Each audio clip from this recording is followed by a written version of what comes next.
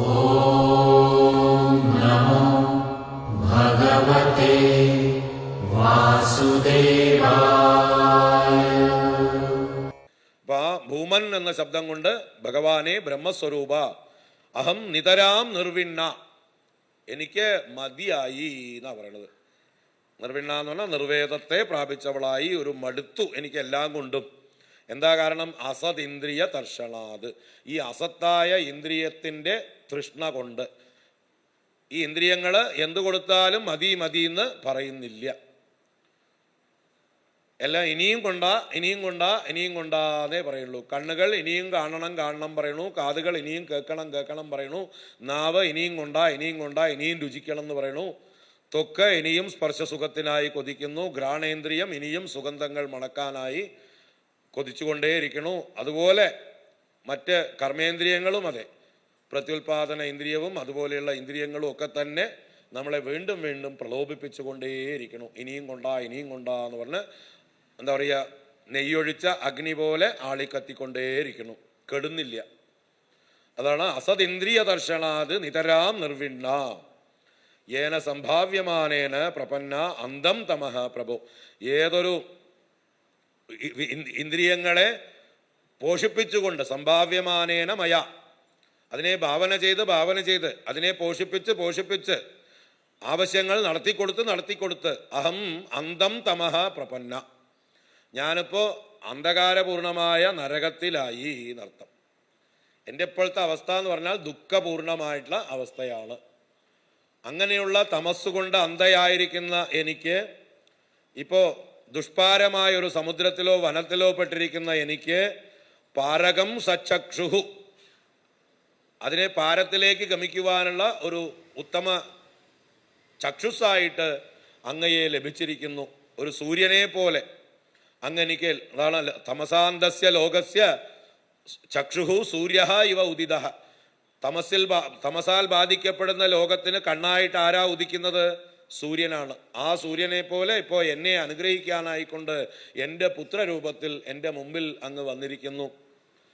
അതുകൊണ്ട് എനിക്ക് അന്ധകാരം നിറഞ്ഞിരിക്കുന്ന എൻ്റെ ജീവിതത്തിലേക്ക് അങ്ങ് അറിവിൻ്റേതായിട്ടുള്ള പ്രകാശം കൊണ്ട് എന്നെ ഈ ഇരുട്ടിൻ്റെ ഭയത്തിൽ നിന്ന്, അജ്ഞാനമാകുന്ന ഈ ഭയത്തിൽ നിന്ന് എന്നെ മോചിപ്പിക്കണം എന്ന് പറഞ്ഞ് അതദേവ മേ സമ്മോഹം അപാക്രഷ്ടും ത്വം അർഹസി, എൻ്റെ സമ്മോഹത്തെ, എൻ്റെ അറിവില്ലായ്മയെ, എൻ്റെ തെറ്റിദ്ധാരണകളെ ഒക്കെ അങ്ങ് അപാക്രഷ്ടും അർഹസി, നീക്കിത്തരുവാൻ അങ്ങ് ബാധ്യസ്ഥനാണ്. ഈ ശരീരത്തിലും അതിനോട് ബന്ധപ്പെട്ടതിലും അഹം മമ ഇതി ഏതസ്മിൻ അവഗ്രഹ യോജിത ത്വയ, ഈശ്വരനായ അങ്ങയാലാണ് അങ്ങയുടെ എന്താ പറയുക, അങ്ങ് നിമിത്തമായിട്ടാണ് എൻ്റെ ഉള്ളില് ഈ ദേഹാദികളിൽ അഹം മമ എന്നുള്ള ഭാവം ഉറച്ചിരിക്കുന്നത്. ഇത് അങ്ങ് തന്നെ മാറ്റിത്തരണം എന്നാ പറയണത്. അങ്ങനെയുള്ള അങ്ങയെ ശരണമായി ഞാനിതാ പ്രാപിച്ചിരിക്കണു. അങ്ങ് ആരാണ്? സ്വഭൃത്യന്മാരുടെ സംസാരമാകുന്ന വൃക്ഷത്തെ മുറിച്ചു കളയുന്ന കോടാലിയാണ്. സ്വഭൃത്യ സംസാരതരോ കുടാരം. അപ്പൊ അങ്ങയുടെ ഭൃത്യയാണ് ഞാൻ. അങ്ങ് ആ ഭൃത്യയുടെ സംസാരത്തെ നശിപ്പിക്കുന്ന കോടാലിയായി പ്രവർത്തിക്കും. പ്രകൃതേഹേ പുരുഷസ്യ ജിജ്ഞാസയാ അഹം സദ്ധർമ്മവിദാം വരിഷ്ഠം ത്വാം നമാമി. പ്രകൃതിയുടെയും പുരുഷന്റെയും ധർമ്മത്തെ, സ്വഭാവത്തെ അറിയുവാനായിക്കൊണ്ട് ഞാനിതാ എല്ലാം അറിയുന്നവനായ ശ്രേഷ്ഠനായ ഗുരുവര്യനായ അങ്ങയെ ഇതാ ശരണം പ്രാപിക്കുന്നു എന്ന് പറഞ്ഞ് പുത്രനെ ഗുരുവായി വരിക്കുകയാണ്. അപ്പോൾ ഇത് തന്നെയാണ് നമ്മൾക്കൊക്കെ വേണ്ടത്. നമ്മൾ ഈ ലോകത്തിൽ വിഷയങ്ങൾ അനുഭവിച്ചുകൊണ്ടേ ഇരുന്നാൽ അതിൽ തന്നെ ഇനിയും ഇനിയും തൃപ്തി കിട്ടും എന്ന് വിചാരിച്ചാൽ ഒരിക്കലും കിട്ടാൻ പോകുന്നില്ല. മരുമരീചികയിൽ വെള്ളം അന്വേഷിച്ച് പോകുന്ന അതേ അനുഭവമാണ് നമുക്ക് ഈ ജീവിതത്തിൽ. വിഷയങ്ങളെ കൊണ്ട് ഇന്ദ്രിയ തൃഷ്ണ ശമിപ്പിക്കാനുള്ള ശ്രമം. അത് ഇനി കുറെ കഴിഞ്ഞ യയാതിയുടെ കഥയിലും നമ്മൾ കാണും. യയാതിയും പറയുന്നത് തന്നെയാണ്. നജാതു കാമാൻ കാമാനാം ഉപഭോഗേന സാമ്യതേ ഹവിഷാ കൃഷ്ണവർമ്മേവ ഭൂയയേവ വിവർദ്ധതേ. ഒരിക്കലും നമ്മുടെ വിഷയകാമങ്ങൾ, ആഗ്രഹങ്ങൾ, വിഷയങ്ങളെ അനുഭവിച്ചതുകൊണ്ട് ശമിക്കാൻ പോകുന്നില്ല. നെയ്യൊഴിച്ച് അഗ്നിയെ കെടുത്താൻ ശ്രമിക്കുന്നത് പോലെയാണ്. അത് ആളിക്കത്തുകയേ ഉള്ളൂ. ഇത് നമ്മൾ തിരിച്ചറിയണം. എന്നിട്ട് ഇതിനു വേണ്ടി തന്നെ ജീവിച്ചു കൊണ്ടിരിക്കുന്നതിൽ നിന്ന് സുഖായ കർമാണി കരോതി ലോകഃ നതൈ സുഖം വാ അന്യതുപാരമം വാ വിന്ദേത ഭൂയഃ തതയേവ ദുഃഖം. ഇതറിയണം. പരീക്ഷ ലോകാൻ കർമ്മചിതാൻ ബ്രാഹ്മണഃ നിർവേദമായാത്.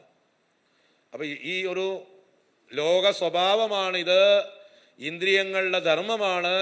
ആ ഇന്ദ്രിയങ്ങളുടെ ഗുണമുള്ള വസ്തുക്കൾ കിട്ടുമ്പോൾ അതിനെ രസിപ്പിക്കുന്ന പ്ലീസിങ് ആയിരിക്കുന്ന വസ്തുക്കൾ കിട്ടിക്കൊണ്ടിരിക്കുമ്പോൾ അത് ഇനിയും വേണം ഇനിയും വേണം ഇനിയും വേണമെന്ന് പറഞ്ഞുകൊണ്ടിരിക്കുക.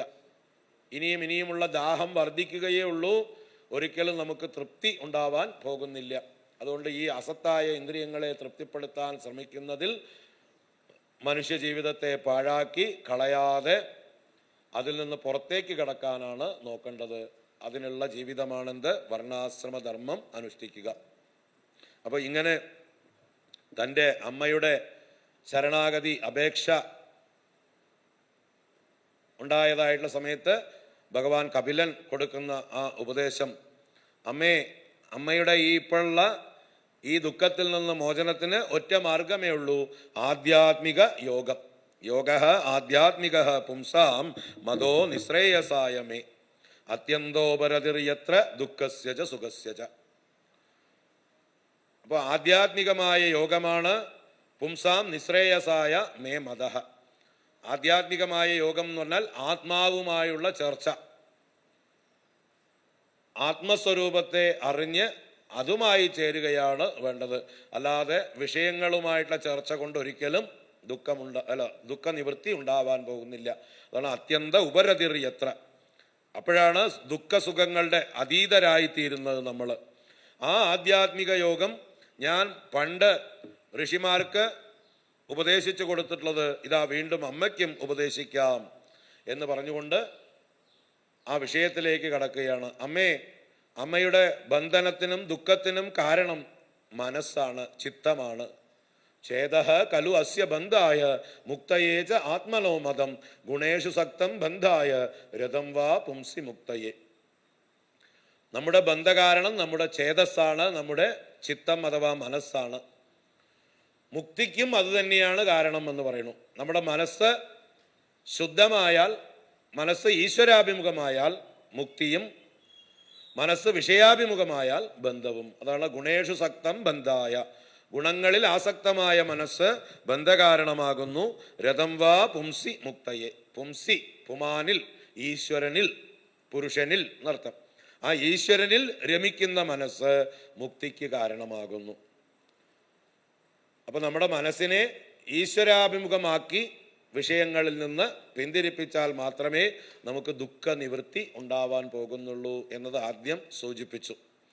അഹം മമാഭിമാനോത്തൈഃ കാമലോപാധിഭിർമലൈഃ വീതം യഥാ മനഃശുദ്ധം അദുഃഖം അസുഖം സമം തദാ പുരുഷ ആത്മാനം കേവലം പ്രകൃതേ പരം നിരന്തരം സ്വയം ജ്യോതിഃ അണിമാനം അഖണ്ഡിതം ജ്ഞാനവൈരാഗ്യയുക്തേന ഭക്തിയുക്തേന ച ആത്മനാ പരിപശ്യത്യുദാസീനം പ്രകൃതിം ച ഹതൗജസം. അപ്പോ അഹം മമ അഭിമാനോത്തൈഃ കാമലോപാധിഭിർ മലൈഃ വീതം യഥാ മനഃ ശുദ്ധം. വീതം എന്ന് പറഞ്ഞാൽ വിഗതം, പോയത്. ഈ പറഞ്ഞ അഹം മമ അഭിമാനത്തിൽ നിന്ന് ഉത്ഭവിച്ച കാമം ലോഭം മുതലായ മാലിന്യങ്ങൾ, ഇതാണ് നമ്മുടെ മനസ്സിനെ കലുഷമാക്കുന്നത്, അസ്വസ്ഥമാക്കുന്നത്. മനസ്സിലുള്ള മാലിന്യങ്ങളാണ് കാമ ക്രോധ ലോഭാദികൾ. മത്സരം, അസൂയ മുതലായതൊക്കെ അതിൽ പെടുന്നതാണ്. അങ്ങനെയുള്ള മലങ്ങളിൽ നിന്ന് വീതം എന്ന് പറഞ്ഞാൽ മുക്തമായ മനഃ ശുദ്ധം. എപ്പോഴാണോ മനസ്സ് ഇതൊക്കെ ഒഴിവാകുന്നത് അപ്പോൾ മനസ്സ് ശുദ്ധമാകുന്നു. അത് ദുഃഖ സുഖങ്ങൾക്ക് അപ്പുറത്തുള്ള സാമ്യാവസ്ഥയെ പ്രാപിക്കുന്നു. ഇവിടെ സുഖവും ദുഃഖവും എന്ന് പറഞ്ഞാൽ പെയിൻ ആൻഡ് പ്ലഷർ. ഇന്ദ്രിയങ്ങൾക്ക് അനുകൂലമായ കാര്യം വരുമ്പോൾ പ്ലഷറും, ഇന്ദ്രിയങ്ങൾക്ക് പ്രതികൂലമായ കാര്യം നമുക്ക് പെയിൻഫുള്ളുമാകുന്നു. അപ്പോൾ ഇത് രണ്ടിനും അതീതരാവണം നമ്മൾ. കാരണം ഈ ലോകത്തിൽ ഈ ദ്വന്ദ്വങ്ങൾ വന്നും പോയിക്കൊണ്ടിരിക്കും. ലോകത്തിൻ്റെ സ്വഭാവമാണ് ഈ മാറ്റങ്ങൾ. ഇപ്പോൾ പകലാണെങ്കിൽ പിന്നെ രാത്രി, ഇപ്പോൾ വർഷകാലമാണെങ്കിൽ പിന്നീട് ഗ്രീഷ്മം വരും, ഋതുക്കൾ മാറിക്കൊണ്ടേയിരിക്കും, ദിനരാത്രങ്ങൾ മാറിക്കൊണ്ടേയിരിക്കും. എല്ലാറ്റിനും ഉയർച്ചയും താഴ്ചയും വന്നും പോയിക്കൊണ്ടും ഇരിക്കും.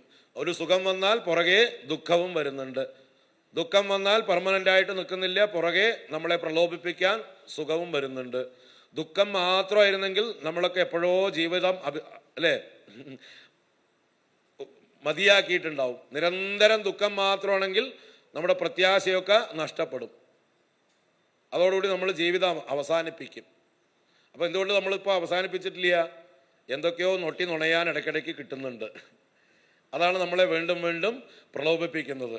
ഓരോ ദിവസവും രാവിലെ വാട്സപ്പ് തുറന്നു നോക്കുമ്പോൾ ആളുകളുടെ സന്ദേശങ്ങൾ, something wonderful happen today, so എന്താ പറയുക, ഹോപ്പ് ഫോർ ദ ബെസ്റ്റ് എന്നൊക്കെ പറഞ്ഞ് നമ്മളെ ആശംസിച്ചുകൊണ്ട് നമ്മളെ പ്രത്യാശയിൽ നിലനിർത്തിക്കൊണ്ടിരിക്കുന്നത് അവരുടെ സന്ദേശങ്ങളൊക്കെയാണ് അല്ലേ. ഓരോ സന്ദർഭങ്ങളിലും നമ്മുടെ പ്രത്യാശയെ നമ്മൾ നിലനിർത്തിക്കൊണ്ടാണ് ഇവിടെ ജീവിക്കുന്നത്. അപ്പം എന്തെങ്കിലും സുഖം ഇടയ്ക്കിടയ്ക്ക് കിട്ടുന്നുണ്ടില്ല എന്ന് പറയുന്നില്ല. ഇന്ദ്രിയങ്ങൾക്ക് അനുകൂലമായ ഒരു ഭാവം ഉണ്ടാകുമ്പോൾ നമ്മൾ സുഖിക്കുന്നു. അത് പക്ഷേ എന്നും നിർത്താനായിക്കൊണ്ട് നമ്മളെ കൊണ്ട് സാധിക്കുന്നുമില്ല.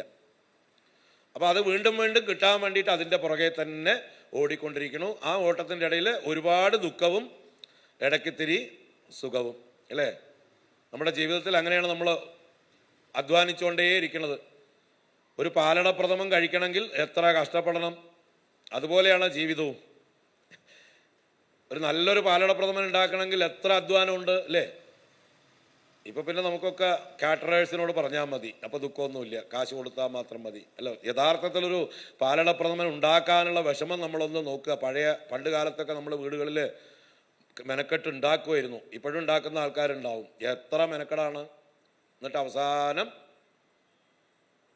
അതിത്തിരി തൊണ്ടയിൽ നാവിൽ നനയ്ക്കുമ്പോൾ ഒരു സുഖം. അവിടുന്ന് ഇറങ്ങിക്കഴിഞ്ഞാലോ പിന്നെ പ്രശ്നമായി. ഷുഗറും മറ്റുള്ള അസുഖങ്ങളുമൊക്കെ ഇളകാൻ തുടങ്ങും അല്ലേ. നമ്മൾ കഴിക്കുമ്പോൾ ആളുകൾ നോക്കിയിട്ട് നമ്മളോട് പറയും, ഇപ്പോൾ എന്താ പറയുക, ഇപ്പോൾ അസുഖം കൂടും, ഇപ്പോൾ പ്രശ്നമൊന്നുമില്ലേ എന്നൊക്കെ ചോദിച്ച് നമ്മളെ ചീത്ത പറയാനും ആൾക്കാരുണ്ടാവും. അപ്പോൾ അത് കഴിക്കാനും സമ്മതിക്കില്ല. അപ്പോൾ ഇതിനു വേണ്ടിയിട്ടാണ് ഈ പെടാപ്പാടൊക്കെ പെടുന്നത്. ഇതുപോലെയാണ് നമ്മുടെ ജീവിതത്തിലെ ഓരോ ക്ലേശങ്ങളും നമ്മൾ അനുഭവിച്ചുകൊണ്ടിരിക്കുന്നത്. അപ്പോൾ ഈ ദുഃഖത്തിനും സുഖത്തിനും അതീതമായിട്ടുള്ള സാമ്യാവസ്ഥയെ, ദ്വന്ദ്വങ്ങൾക്ക് അതീതമായിട്ടുള്ള സാമ്യാവസ്ഥയെ നമ്മൾ പ്രാപിക്കണം എന്നാണ് പറയണത്. അദുഃഖം അസുഖം സമം. അപ്പോഴാണ് നമ്മുടെ മനസ്സ് ശാന്തമാവുന്നത്.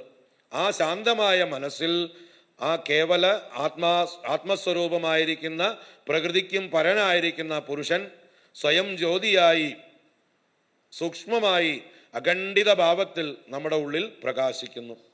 അങ്ങനെ ജ്ഞാനവൈരാഗ്യയുക്തേന ഭക്തിയുക്തേന ച ആത്മന പരിപശ്യതി ഉദാസീനം പ്രകൃതിം ച ഹതൗജസം.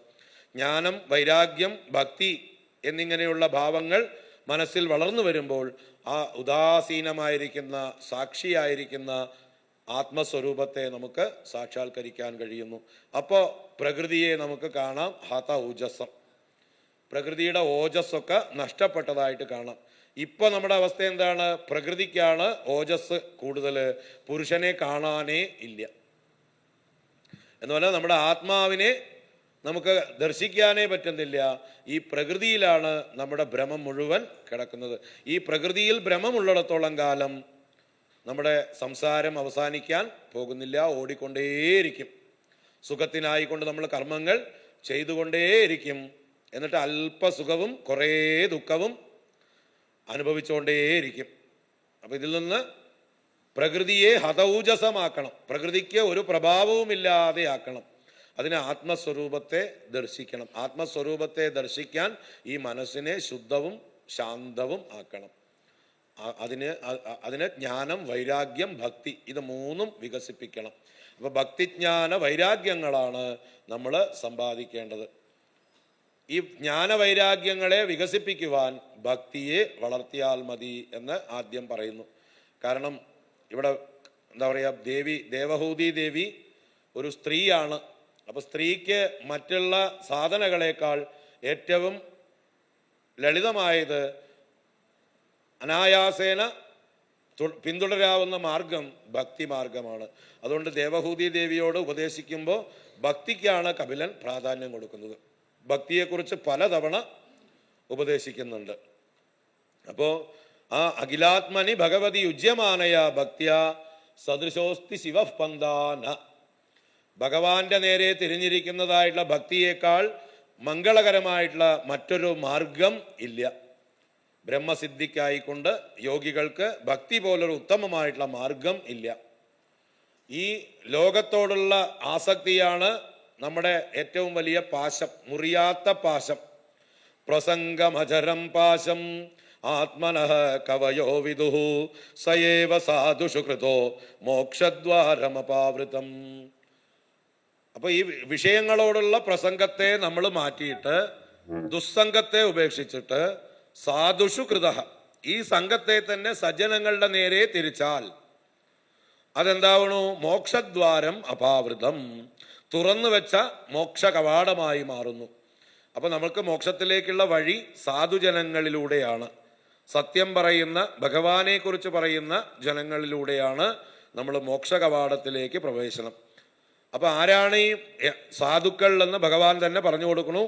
തിദിക്ഷവഃ കാരുണികാഃ സുഹൃദഃ സർവദേഹിനാം അജാതശത്രവഃ ശാന്താഃ സാധവഃ സാധുഭൂഷണാഃ. ദ്വന്ദ്വങ്ങളെ സഹിക്കുന്നവരും കരുണയോടുകൂടിയവരും സർവദേഹികൾക്കും ഹിതത്തെ പ്രവർത്തിക്കുന്നവരും ശത്രുഭാവം ആരോടുമില്ലാത്തവരും എപ്പോഴും മനസ്സ് ശാന്തമായിരിക്കുന്നവരുമാണ് സാധുഭൂഷണന്മാരായ, നല്ല അലങ്കാരങ്ങൾ, സൽഗുണങ്ങളാകുന്ന അലങ്കാരങ്ങളോടുകൂടിയവരായ സാധുക്കൾ, സജ്ജനങ്ങൾ.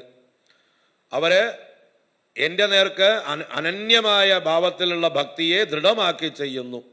അങ്ങനെ അവരുടെ കർമ്മങ്ങളൊക്കെ എനിക്കായിക്കൊണ്ട് സമർപ്പിക്കുന്നു, അല്ലെങ്കിൽ ഉപേക്ഷിക്കുന്നു. എന്നെ പ്രാപിക്കാൻ വേണ്ടി സർവകർമ്മങ്ങളും അവർ പരിത്യജിക്കുന്നു. മത്കൃതേ ത്യക്തകർമാണഃ ത്യക്ത സ്വജന ബാന്ധവാഹ.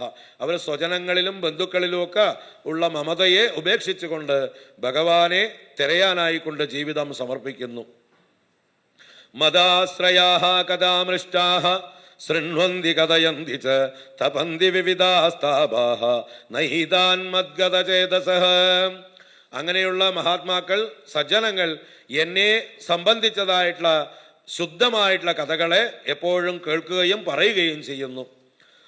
അവരെ മദ്ഗത ചേതസഹ, എന്നിൽ പ്രവേശിച്ച ചേതസ്സോടുകൂടിയ അവരെ വിവിധങ്ങളായ താപങ്ങൾ നൈതാൻ തപന്തി ന ഏതാൻ തപന്തി, അവർക്ക് സാംസാരിക ദുരിതങ്ങളൊന്നും ബാധിക്കപ്പെടുന്നില്ല. അവർ താപത്രയങ്ങളിൽ ഭ്രമിക്കുന്നില്ല, അവർക്ക് ദുഃഖങ്ങളൊന്നുമില്ല. ഭഗവാനിൽ പ്രവേശിച്ച ചേതസ്സുകളാണ്. അങ്ങനെയുള്ള സർവസംഘ വിവർജിതരായിട്ടുള്ള ആളുകളാണ് സാധുക്കൾ. അവരുടെ നേരെ, അവരുടെ അടുത്തേക്ക് അമ്മ സംഘം ചെയ്യൂ. സംഘഃ തേഷു അതതേ പ്രാർത്ഥ്യഃ സംഘദോഷ ഹരാഹിതേ. ഇതുവരേക്ക് നമുക്ക് പലതുമായിട്ടുള്ള സംഘം ഉണ്ടായിട്ടുണ്ടെങ്കിൽ അതിൻ്റെ ദോഷങ്ങളെ മുഴുവൻ നശിപ്പിക്കുന്നവരാണ് അവർ. നമ്മൾ ദുസ്സംഗം കൊണ്ടും വിഷയങ്ങളോടുള്ള ആസക്തി കൊണ്ടും ഇതുവരേക്ക് നമുക്ക് വാസനയാണ് ഉണ്ടാക്കി വെച്ചിട്ടുള്ളതെങ്കിൽ ആ വാസനകളെ മുഴുവൻ ക്ഷയിപ്പിക്കുന്ന ശക്തിയുള്ള ആളുകളാണ് ഈ മഹാത്മാക്കൾ, ഈ സാധുക്കൾ. സത്സംഗത്വേ നിസ്സംഗത്വം, നിസ്സംഗത്വേ നിർമോഹത്വം, നിർമോഹത്വേ നിശ്ചലതത്വം, നിശ്ചലതത്വേ ജീവൻ മുക്തി എന്ന ആചാര്യ ഭഗവത്പാദരുടെ വാക്കുകൾ ഇതിൻ്റെ സാരം. അപ്പോൾ അത് തന്നെയാണ് വീണ്ടും ഇവിടെ ആചാര്യൻ കപിലം ഭഗവാൻ പറയുന്നത്. സതാം പ്രസംഗാത് മമ വീര്യ സംവിദോ ഭവന്തി ഹൃത്കർണരസായനാ കഥാഃ തജ്ജോഷണാദാശ്വപവർഗവത്മനി ശ്രദ്ധാരതിർഭക്തിരനുക്രമിഷ്യതി. സജ്ജനങ്ങളുമായിട്ടുള്ള ചർച്ച കൊണ്ട് എൻ്റെ വീര്യത്തെ ഉണർത്തുന്നതായിട്ടുള്ള, എൻ്റെ വീര്യങ്ങളെക്കുറിച്ച് സംവേദിപ്പിക്കുന്ന, ജ്ഞാനത്തെ നൽകുന്ന ഹൃത്കർണ രസായനാഹ കഥാഹ ഭവന്തി. ഹൃദയത്തിനും കർണത്തിനും അതിൻ്റെ രോഗങ്ങളെയൊക്കെ നീക്കുന്നത് കൊണ്ട് രസായനം. കർണത്തിൻ്റെ രോഗങ്ങൾ അജ്ഞാനം, ഹൃദയത്തിൻ്റെ രോഗം വാസന, രാഗദ്വേഷാദി മാലിന്യങ്ങൾ, ഇതിനെയൊക്കെ നശിപ്പിക്കുന്ന രസായനമാണ് ഭഗവാന്റെ കഥകൾ. ആ കഥകളാണ് ഈ സജ്ജനങ്ങൾ പറയുക. ആ കഥകളെ സേവിക്കുന്നത് കൊണ്ട് എളുപ്പത്തിൽ ആ മോക്ഷമാർഗത്തിൽ നമുക്ക് ശ്രദ്ധയും രതിയും ഭക്തിയും അനുക്രമിഷ്യതി. ശ്രദ്ധ എന്ന് പറയുമ്പോൾ ആദ്യത്തെ ആ ഒരു താല്പര്യം, രതി എന്ന് പറയുമ്പോൾ അതിൽ തന്നെ മുഴുകിയിരിക്കാനുള്ള ഒരു എന്താ പറയുക വർദ്ധിച്ചതായിട്ടുള്ള ശ്രദ്ധയുടെ ഒരു മൂർച്ഛിച്ച ഭാവമാണ് രതി. അതിൻ്റെയും ഒരു മൂർച്ഛാവസ്ഥയാണ് ഭക്തി. പരമപ്രേമമായി മാറുന്നു. ഇതല്ലാതെ വേറൊന്നും വേണ്ട എന്നായി സജ്ജനങ്ങളുടെ സംഘം തന്നെയാണ്, ഭഗവാന്റെ കഥകൾ തന്നെയാണ് നമുക്ക് ഏറ്റവും പ്രിയപ്പെട്ടത് എന്ന് നമ്മുടെ ജീവിതം തന്നെ അതിനു വേണ്ടി സമർപ്പിക്കുന്നു. ബാക്കി ഒന്നിലും താല്പര്യമില്ലാതാവുന്നു. അങ്ങനെ ഭക്തി വർദ്ധിച്ചു വന്നാലോ, ഭക്ത്യാ പുമാൻ ജാതവിരാഗ ഐന്ദ്രിയാത് ദൃഷ്ടശ്രുതാത് മദ്രജനാനുചിന്തയ ചിത്തസ്യ യത്തോ ഗ്രഹണേ യോഗയുക്തോ യദിഷ്യതേ ഋജുഭിർയോഗമാർഗൈഃ. ഈ ഭക്തി വർദ്ധിച്ചു വരുമ്പോൾ വൈരാഗ്യവും വർദ്ധിച്ചു വരും. കാരണം ഭഗവാന്റെ നേരെ നമ്മൾക്ക് ആഭിമുഖ്യം കൂടിക്കൂടി വരുമ്പോൾ ലോകത്തോടുള്ള വൈമുഖ്യം കുറഞ്ഞു കുറഞ്ഞു വരും. ഇവിടേക്കുള്ള അറ്റാച്ച്മെന്റ് വിടും, ഭഗവാനിലേക്കുള്ള അറ്റാച്ച്മെന്റ് കൂടും. അതാണ് ഭക്തി കൊണ്ട് വൈരാഗ്യം. ഐന്ദ്രിയാത് ജാതവിരാഗ, ഇന്ദ്രിയ വിഷയങ്ങളിൽ നിന്ന് വൈരാഗ്യം ജനിച്ചവനായിട്ട്. ഈ ഐന്ദ്രിയം എന്താണ്? ദൃഷ്ടശ്രുതാത്, കണ്ടതും കേട്ടതുമായിട്ടുള്ള വിഷയങ്ങൾ, അതിലൊന്നും താല്പര്യമില്ലാതാവുന്നു. മദ് രചനാനുചിന്തയ, എൻ്റെ രചനകളുടെ അനുചിന്ത, ഭഗവാന്റെ ലീലകളുടെ നിരന്തരമായ ചിന്ത കൊണ്ട് ചിത്തസ്യ യത്തോ ഗ്രഹണേ യോഗയുക്തോ യദിഷ്യതേ ഋജുഭിർ യോഗമാർഗൈഃ. നല്ല പ്രയത്നം ചെയ്യുന്നവനായിട്ട് ചിത്തസ്യ ഗ്രഹണേ, ചിത്തത്തെ ഗ്രഹിക്കുവാൻ അടക്കുവാനായി യോഗയുക്തനായി ഋജുഭിഹി യോഗമാർഗൈഃ യദിഷ്യതേ, നല്ല നേരായ ആധ്യാത്മിക യോഗ സാധനകളിലൂടെ പ്രയത്നം ചെയ്യും. അപ്പൊ നമുക്ക് ആധ്യാത്മിക മാർഗത്തിൽ താല്പര്യം ജനിപ്പിക്കുന്നതാണ് ഭഗവാന്റെ കഥകളുടെ ശ്രവണം, ഭഗവാനോടുള്ളതായിട്ടുള്ള ഭക്തി. അസേവയായം പ്രകൃതേർഗുണാനാം ജ്ഞാനേന വൈരാഗ്യ വിജൃംഭിതേന യോഗേന മയ്യർപ്പിതയാ ച ഭക്ത്യാ മാം പ്രത്യഗാത്മാനമിഹാവരുന്ധേ. ഈ പ്രകൃതിയുടെ ഗുണങ്ങളെ എപ്പോഴും സേവിക്കാത്തത് കൊണ്ട്, അസേവയാ, അസേവ എന്ന് പറഞ്ഞാൽ സേവയുടെ വിപരീതം, സേവ കൂടാതെ. അപ്പൊ പ്രകൃതിയുടെ ഗുണങ്ങളെ നിരന്തരം സേവിച്ചാണ് നമ്മളിപ്പോൾ ഈ ബന്ധനത്തിൽ പെട്ടിരിക്കുന്നത്. അതിനെ സേവിക്കാതെ വൈരാഗ്യ വിജൃംഭിതേന ജ്ഞാനേന, വൈരാഗ്യത്താൽ വർദ്ധിപ്പിക്കപ്പെട്ട ദൃഢമാക്കപ്പെട്ട ജ്ഞാനത്താലും മയ്യർപ്പിതയാച ഭക്ത്യ, ഭഗവാനിൽ അർപ്പിച്ച ഭക്തിഭാവത്തോടും യോഗേന, ആ യോഗാനുഷ്ഠാനം കൊണ്ടും പ്രത്യേകാത്മാനം മാം ഇഹ അവരുന്തേ, അന്തരാത്മാവായിരിക്കുന്ന ഓരോരുത്തരുടെയും ഉള്ളിൽ ആത്മസ്വരൂപനായിരിക്കുന്ന എന്നെ ഇവിടെ തന്നെ സാക്ഷാത്കരിക്കാം. ഞാൻ വേറെ എവിടെയും പോണ്ട, എന്നെ കാണാൻ ഓരോരുത്തരുടെയും ഉള്ളിലെ അന്തരാത്മാവായിരിക്കുന്നവൻ ഞാൻ തന്നെയാണ്. അപ്പൊ അങ്ങനെ സാക്ഷാത്കരിക്കാം. അപ്പൊ ഭക്തി വളർത്തി ജ്ഞാന വൈരാഗ്യങ്ങളെ ദൃഢപ്പെടുത്തി വിഷയങ്ങളിലുള്ള ആസക്തി കുറച്ച് ഈ ഭഗവത് സ്വരൂപത്തെ നമുക്ക് സാക്ഷാത്കരിക്കാം എന്ന് ചുരുക്കി പറയുന്നു. അപ്പോൾ ഈ കപില ഉപദേശത്തിൽ മുഖ്യമായിട്ട് ഈ പ്രകൃതി പുരുഷ വിവേചനം വരുന്നത് കൊണ്ടാണ് അതിന് സാഖ്യം എന്ന് പറയുന്നത്. ഈ പ്രകൃതിയിൽ നിന്ന് നമ്മളെ മോചിപ്പിക്കുവാനുള്ള വിദ്യയാണ് സാഖ്യയോഗം. പ്രകൃതിയുടെ ഗുണങ്ങളെ നല്ലതുപോലെ അറിഞ്ഞ് അതിൻ്റെ പരിമിതിയെ, അതിൻ്റെ ധർമ്മത്തെ, അതിൻ്റെ ദോഷത്തെ ഒക്കെ നല്ലപോലെ ഉണർന്ന് അതിനോട് രമിക്കാതെ അതിനെ മാറ്റി നിർത്തി നമ്മുടെ സ്വരൂപം പുരുഷന്റെ സ്വരൂപമാണ്, നമ്മൾ ഓരോരുത്തരും പുരുഷസ്വരൂപികളാണ് എന്നറിഞ്ഞ് ആ പുരുഷനെ സേവിക്കലാണ്, പുരുഷനിലേക്ക് മടങ്ങലാണ്, ഈശ്വരനിലേക്ക് ആത്മാവിലേക്കുള്ള മടങ്ങലാണ് ഈ കപിലോപദേശത്തിൻ്റെ മുഖ്യമായിട്ടുള്ള സാരം. അതിന് ഏറ്റവും ഉത്തമമായിട്ടുള്ള മാർഗം ഭക്തിയാണെന്ന് പ്രത്യേകിച്ച് ദേവഹൂതി ദേവിക്ക് പല തവണയായിട്ട് ഉപദേശിക്കുന്നു. ഈ ദേവി പലപ്പോഴും ആവർത്തിച്ച് ചോദിക്കുന്നു, ഈ ഭക്തിയുടെ സ്വരൂപം എന്താണ്, എങ്ങനെയുള്ളതാണ് ഭക്തി എന്നൊക്കെ ചോദിക്കുന്നു. അതിന് വിസ്തരിച്ച് ആ ഭക്തന്മാരുടെ ലക്ഷണങ്ങളും ഭക്തിയുടെ ലക്ഷണങ്ങളും അതിൽ തന്നെ സാത്വികി, രാജസി, താമസി എന്നുള്ളതായിട്ടുള്ള ഭക്തിയെയൊക്കെ വർണ്ണിച്ചു കൊടുത്ത് സാത്വിക ഭക്തിയെ വർദ്ധിപ്പിക്കുവാനായി കൊണ്ടും ഉപദേശിക്കുന്നു. അതോടൊപ്പം തന്നെ ഈ പ്രകൃതി പുരുഷ വിവേചനം ചെയ്യുന്ന അതിൻ്റെ ധർമ്മങ്ങളെ, പ്രകൃതിയുടെ ധർമ്മത്തെ പറഞ്ഞുകൊടുത്ത് അതിനെ അറിഞ്ഞ് അതിനെ നിർത്തേണ്ടടുത്ത് നിർത്താൻ പറയുന്നു. അതുപോലെ അഷ്ടാംഗയോഗം, ധ്യാന സമ്പ്രദായങ്ങൾ, അതുപോലെയുള്ള എല്ലാ ആധ്യാത്മികമായിട്ടുള്ള വിഷയങ്ങളും ഇവിടെ വിസ്തരിച്ച് അവതരിപ്പിച്ചിരിക്കുന്നു.